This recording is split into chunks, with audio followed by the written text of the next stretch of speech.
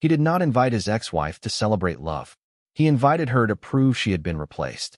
Ryan Caldwell had thought of everything.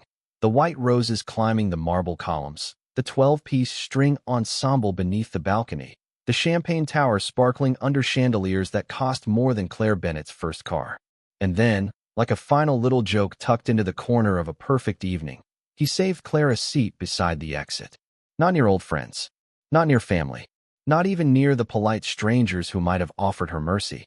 Her place card waited at the farthest table, close enough to the service doors for every waiter to brush past her shoulder, close enough for every guest to understand exactly where Ryan believed she belonged. The card read Claire Caldwell. She stopped when she saw it. For one quiet second, the room narrowed around those two printed words. Caldwell. The name she had given back in court with a steady hand and a throat full of ashes. The name that had once been written on mortgage papers, Christmas cards, luggage tags, and the tiny brass mailbox outside the first apartment they could barely afford. Now it sat on thick ivory paper, misspelled on purpose, dressed up as an accident. Across the ballroom, Ryan noticed the moment she saw it. He stood beside his new bride, Vanessa Hart, in a black tuxedo cut sharp enough to make him look taller than he was. He smiled without showing teeth, the way men smile when they want applause but pretend they do not. Vanessa touched his sleeve, glowing in silk and diamonds, unaware that the man beside her had arranged his past like a decoration. Claire did not tear the card. She did not ask the coordinator to fix it. She simply slid it between her fingers, turned it face down, and took her seat with the kind of calm that made nearby whispers lose their shape. She wore an ivory dress with clean lines, no glitter, no desperate attempt to compete with a bride. Her hair was pinned low. Her makeup was soft. Nothing about her begged for attention, and somehow that made people look longer. Someone at the next table leaned toward a friend and murmured, "That's her." Another voice answered, "The first wife." Claire heard it. She folded her napkin across her lap as if the words had passed through glass. Ryan began moving through the ballroom with his champagne flute raised, accepting compliments, accepting envy, accepting the version of himself he had spent years building. When he finally reached her table, the music seemed to thin. "Claire," he said warmly, loud enough for the guests nearby. "I'm glad you came. Closure looks good on you." A few people laughed softly, unsure if they were allowed to. Claire looked up at him, and for a moment Ryan expected what he had always expected from her. Hurt, embarrassment, maybe the tremble of a woman who still remembered being left. Instead, she gave him a small, unreadable smile and rested one hand over the turned-down place card. "It looks expensive on you, Ryan," she said. He chuckled, missing the blade inside the velvet. Then the ballroom doors opened behind him, and the first man at the investor table stood up. It was not the entrance Ryan had been waiting for. Not yet. The man at the investor table had only risen to greet a late arrival from the hotel staff. But the small movement was enough to make Ryan glance over his shoulder, and for one thin second, his smile loosened. Claire noticed. Vanessa noticed too. Standing beneath the arch of white roses, with a diamond bracelet cold against her wrist, Vanessa Hart watched her groom return to his performance as if nothing had happened. She had been told Claire Bennett was bitter. She had been told Claire could not accept that Ryan had outgrown their marriage, that success had frightened her, that she had wanted him smaller so she could feel safe. Ryan had said it with that tired, generous tone men use when rewriting a woman into a cautionary tale. Vanessa had believed him because the story was convenient. It made her the future. It made Claire the past. It made the wedding feel less like a replacement and more like a victory. But Claire did not look bitter. She did not look desperate. She sat at the table near the exit with her shoulders relaxed, one hand resting near the place card Ryan had turned into a private insult, and she looked at the room the way a person looks at a house she once escaped from before the ceiling finally gave in. That unsettled Vanessa more than anger would have. Anger would have been easy to recognize. Jealousy would have been flattering. Tears would have confirmed every version of the story Ryan had sold. But Claire gave her nothing that fit. When a server offered wine, Claire covered the glass with 2 fingers and smiled politely. When one of Ryan's old college friends leaned across the table and asked whether it was strange to be here, she answered, "Only if you expect old wounds to keep bleeding forever." The man laughed because he did not know what else to do. Vanessa heard it from 20 feet away, and something inside her shifted. She looked at Ryan then, really looked at him, as he moved from guest to guest collecting praise. His hand landed on shoulders a little too firmly. His laugh rose a little too loudly. Every few minutes, his eyes returned to Claire, checking to see whether the joke had worked yet. Vanessa remembered the night Ryan proposed in a rooftop restaurant overlooking Central Park, how he had described his first marriage as a chapter he survived. He had not mentioned the years Claire worked late while he built Caldwell Innovations. He had not mentioned that she had signed the lease on their first office when no bank wanted to return his calls. He had not mentioned the woman who had sat in emergency investor meetings, quietly editing his numbers, his language, his image, until strangers began calling him brilliant. Instead, he had reduced her to a sentence. She could not keep up. Now Vanessa watched that sentence sit calmly in an ivory dress, and for the first time all evening, the bride wondered what else had been edited out. Then Ryan reached for the microphone, tapped it twice, and turned toward Claire with a smile polished enough to cut glass. The microphone gave a soft crackle, and the ballroom obeyed it. Forks paused above plates. Conversations lowered into silk-lined silence.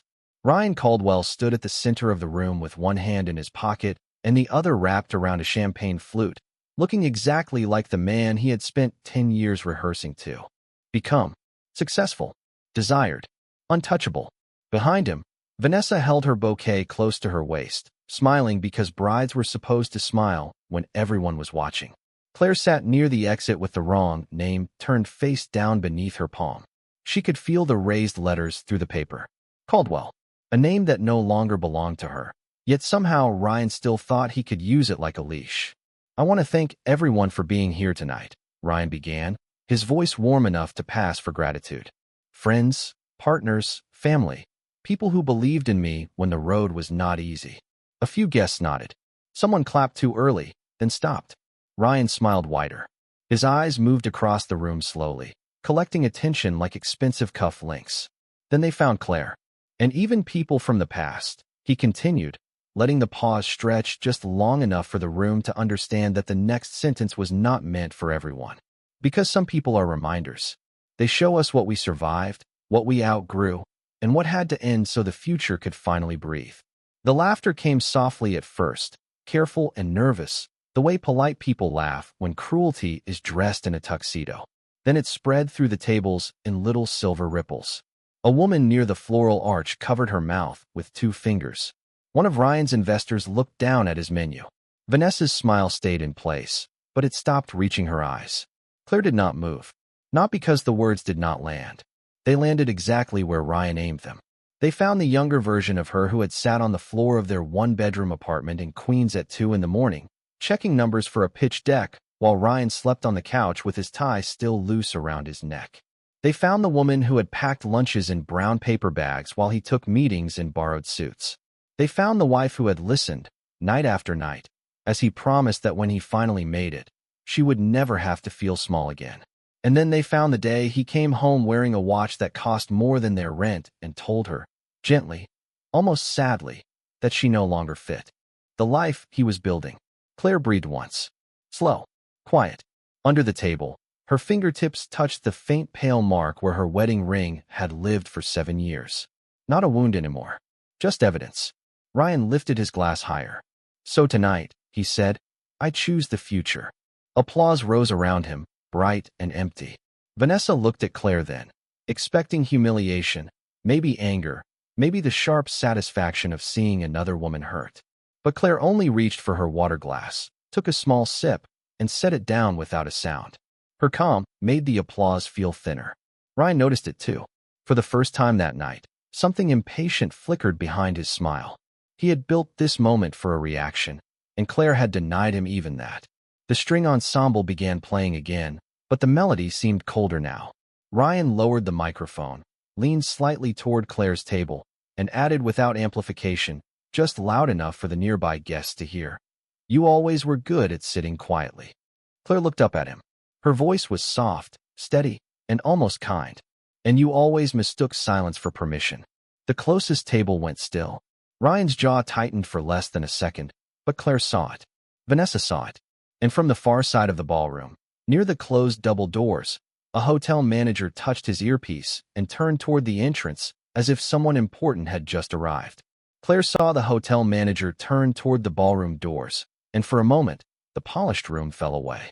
The chandeliers became the bare bulb over her kitchen table.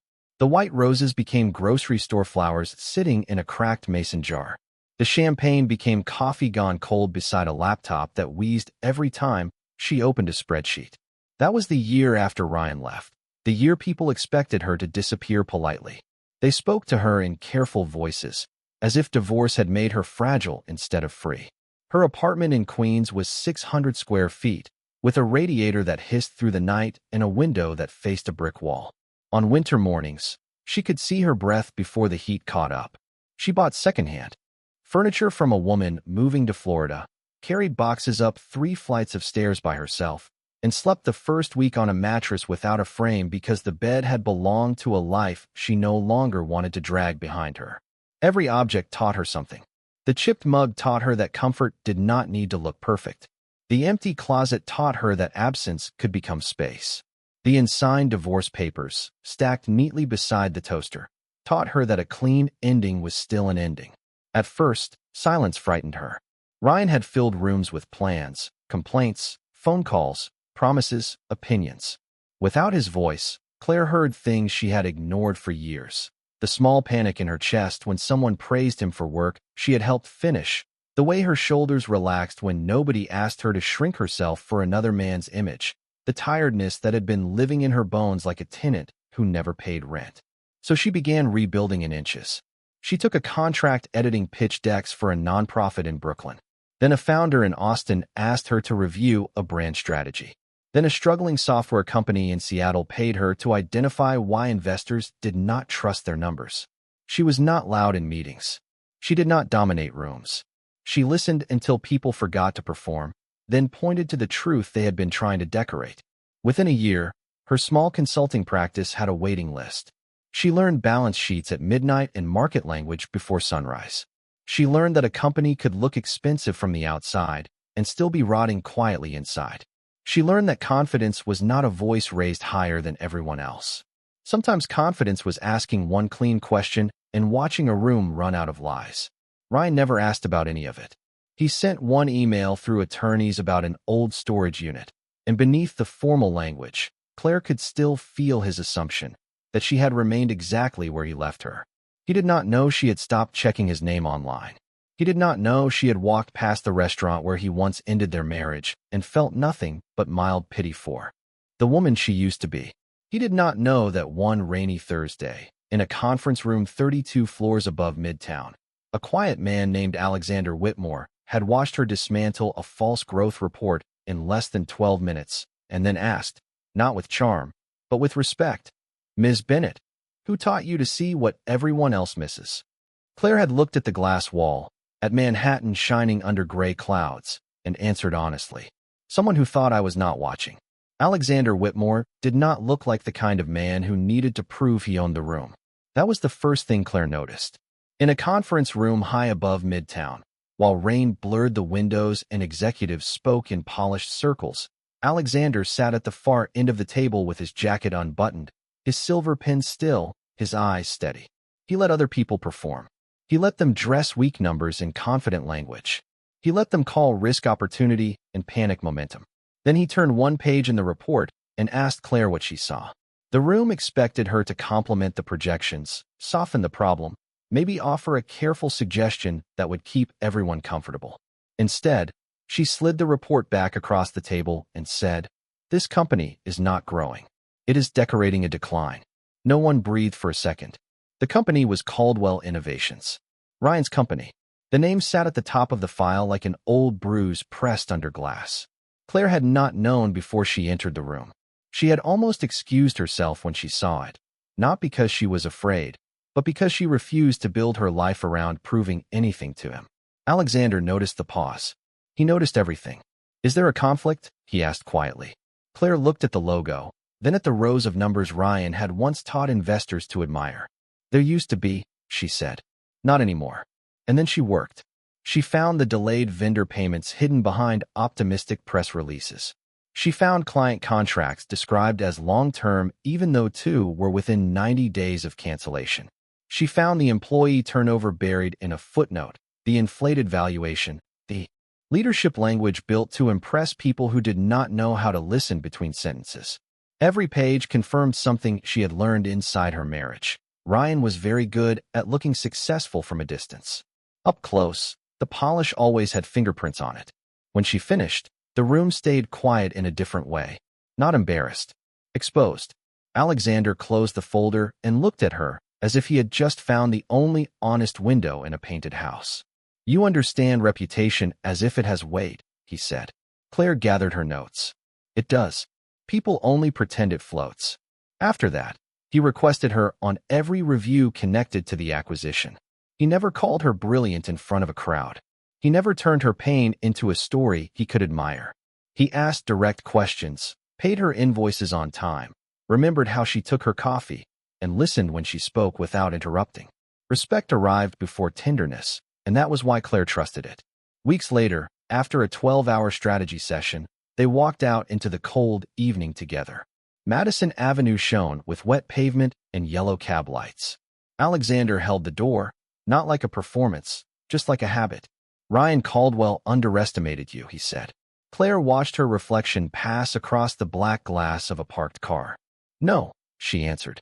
"He estimated exactly what I was worth to him. I just stopped accepting his math." Alexander smiled then, small and real. By the time the wedding invitation arrived, thick and ivory and cruelly polite, Whitmore Capital had already made its decision. Ryan's future was no longer sitting in his own hands. It was moving quietly through signatures, board calls, and a woman he still believed he had left behind. Claire found the wedding invitation in her mailbox on a Tuesday evening, wedged between a pharmacy coupon and a bill for electricity. It was thick ivory paper, heavy enough to feel less like an invitation and more like a verdict. Her name was written in silver ink, not Claire Bennett, but Claire Caldwell, as if Ryan had reached through the mail slot to place an old collar back around her neck. She stood in the narrow hallway of her apartment building for almost a full minute, listening to a dog bark upstairs and a neighbor struggle with grocery bags behind her, while the pass sat quietly in her hand pretending to be etiquette. Inside, the card announced the wedding of Ryan Caldwell and Vanessa Hart at a luxury hotel in Manhattan, black tie, 6 o'clock in the evening, valet provided. At the bottom, in Ryan's familiar handwriting, there was a note that made the paper colder. "Hope you can come. It might help you find closure."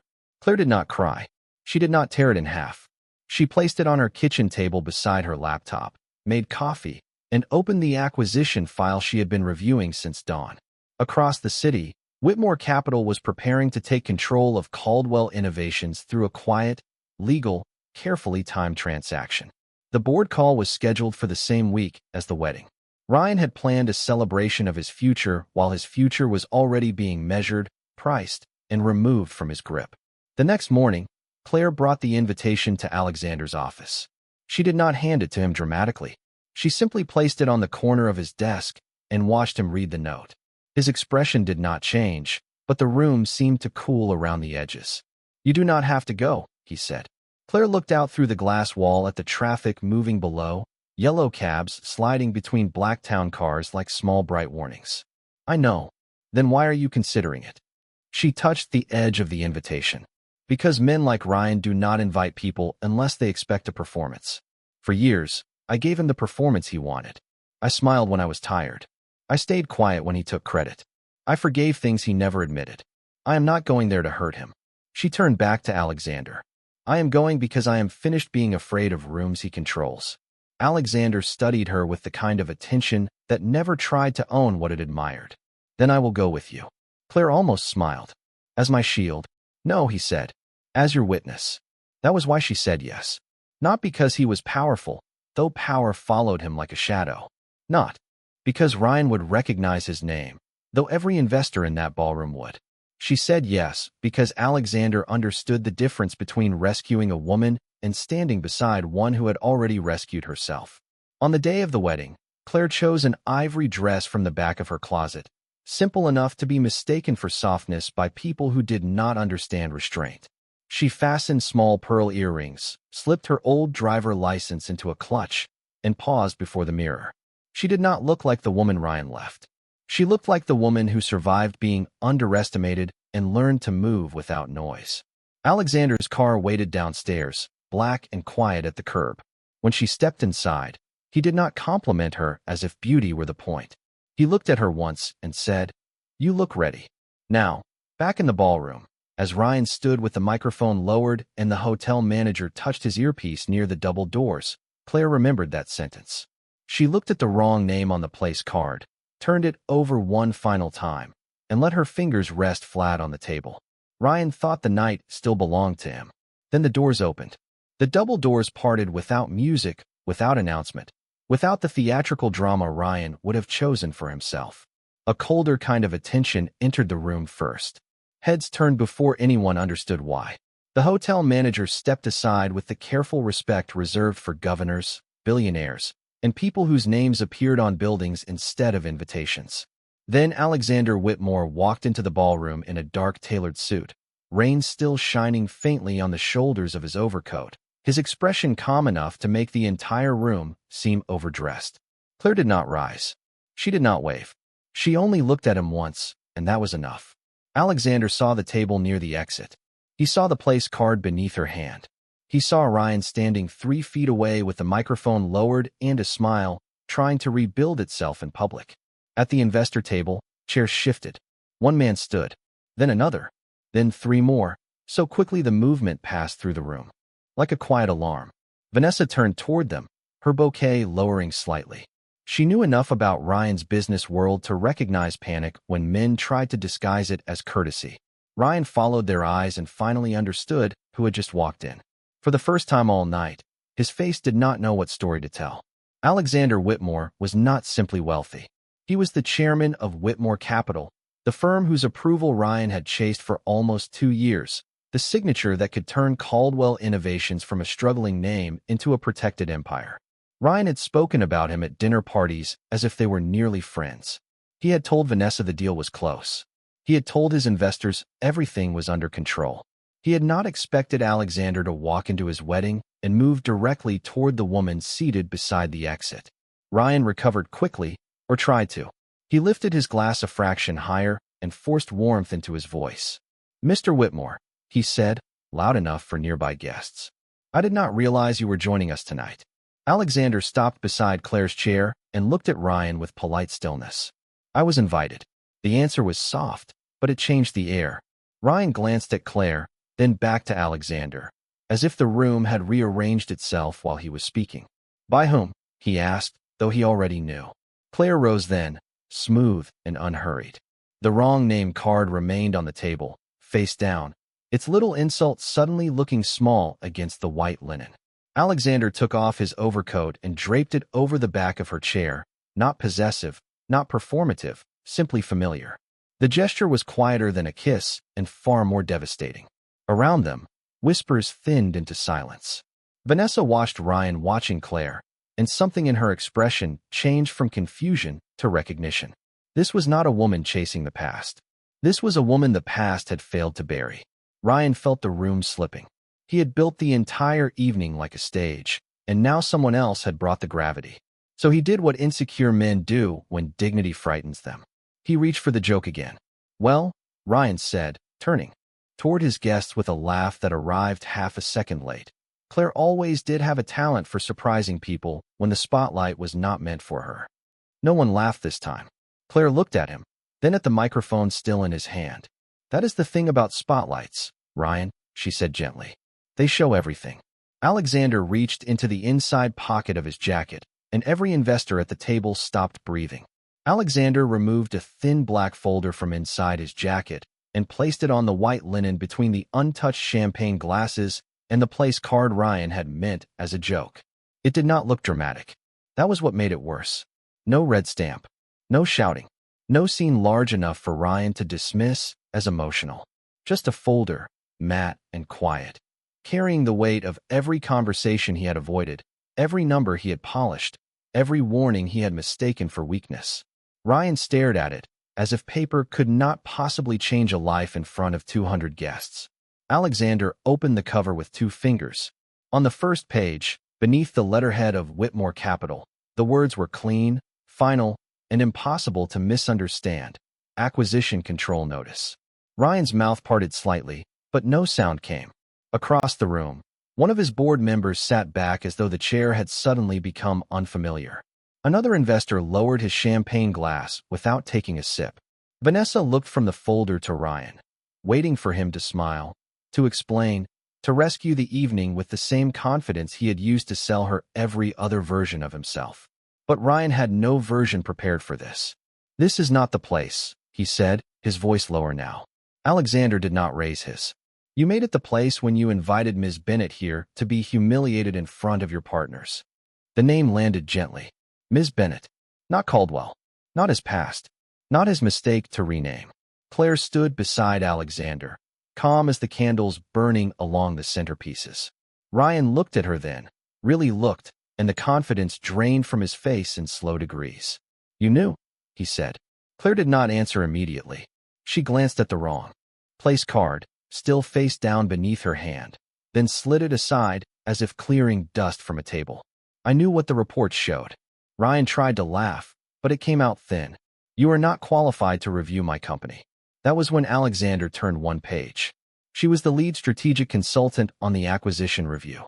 "Her findings are the reason we discovered the inflated contracts, the delayed payments, and the leadership risks your board failed to disclose." The ballroom became so quiet Claire could hear the faint click of ice settling in a glass 10 feet away. Ryan's eyes moved fast now, searching faces for loyalty and finding only calculation. Vanessa's bouquet lowered until the ribbon brushed her dress. For the first time, she was not looking at Claire like a woman from Ryan's past.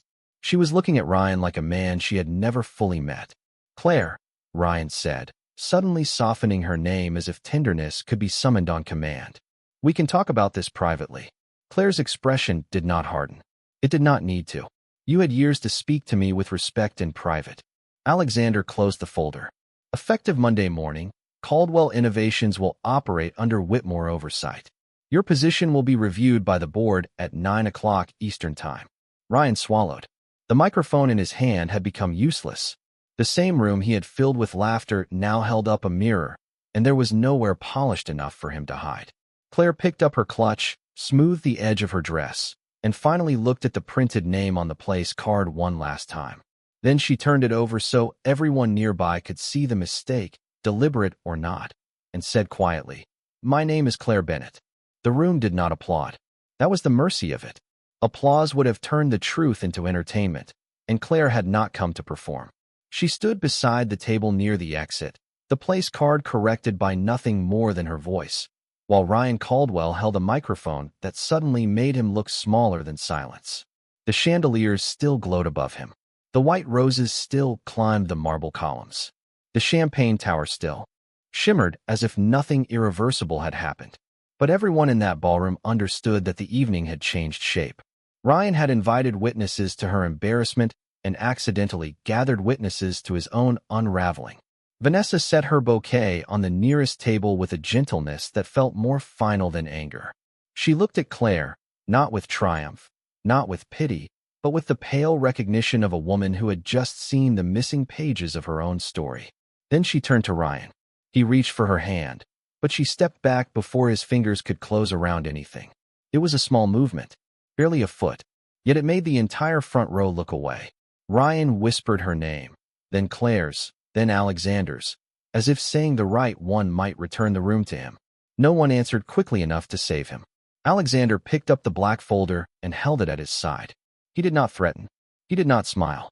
He simply looked at Claire and waited for her decision, because power, in its cleanest form, does not drag someone toward an exit. It opens the door and lets them choose. Claire glanced once more around the ballroom, at the guests who had laughed because cruelty sounded expensive, at the investors who had mistaken Ryan's confidence for competence, at the bride who was learning, in public, that a man who humiliates one woman will eventually teach every woman near him how little his admiration is worth. Then Claire looked at Ryan. For 7 years, she had searched his face for apology. For another year, she had imagined what she would say if he ever felt the weight of what he had done.